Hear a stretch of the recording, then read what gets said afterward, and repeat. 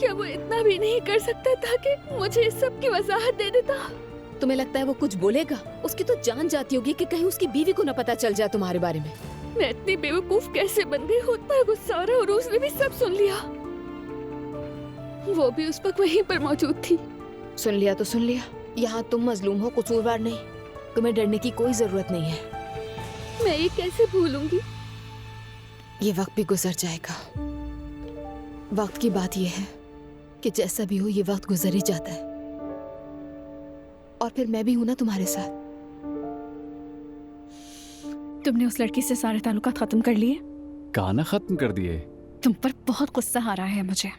कैसे अपनी बीवी को धोखा दे सकते हो?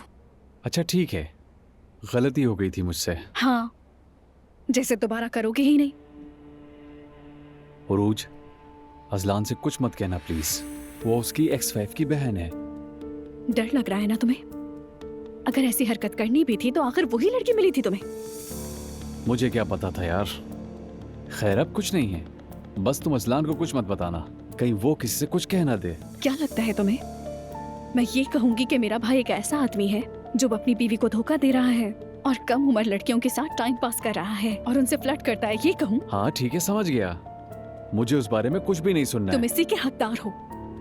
अच्छा ठीक है, जा रही हूँ मैं, कुछ काम है, फिर सीधा घर आऊंगी।